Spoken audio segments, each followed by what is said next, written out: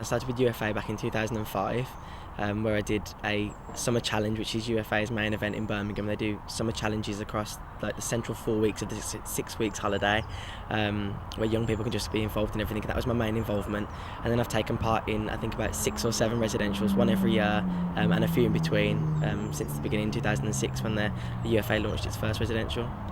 About myself, I've developed so much, obviously with age as well, but from the beginning, we used to bicker as a group and we didn't gel well, and now we've found all these leadership qualities that they've just flourished in us. It's really nice, and I've realised that I'm definitely a people person.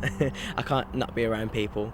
That I think having a group dynamic is really important, and how different people work. I've learnt so many different things about groups, up and down, and planning, and residentials, and everything, the whole shebang.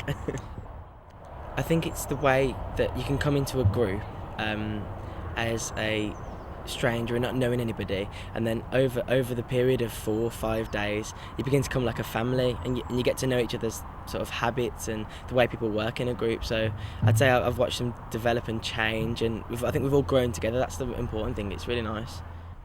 I'd say it's a good choice. They've made the right decision, and I think UFA is a personal journey for people. Everyone can take their own sort of path within UFA, so some people might begin as a peer tutor or start on a summer challenge. Some people might go straight into the residential as a lead learner, but everyone's got their own sort of journey they can take, and I don't know, it's important for everyone to find that personal journey, and once you've found it, UFA it comes to life in yourself. It really just flourishes. It started in Bockleton Hall in 2006, where we did the first residential, and from there that was just basically, I wasn't a UFA rep then, the UFA sort of thing hadn't been invented then, and we were all basically lead learners. And then we went to the next residential, where we sort of started to develop the concept of UFA, and then over time it developed, and sort of the UFA team and the lead learners became separate, and we were sort of mentors for the lead learners. I'd say people skills, first off, conversational skills, sort of meeting people, techniques and stuff, if that makes sense. I'd say patience, particularly because obviously when you're in a meeting with lots of people discussing what you're going to do, and someone wants this happening and someone wants something else happening and you don't agree with it, you've got to be very patient. And back in my home county, I work for Somerset County Council, and I'm a young trainer. I mean, I train adults to work with young people, so if a teacher went on a course, I'd be up front delivering the training.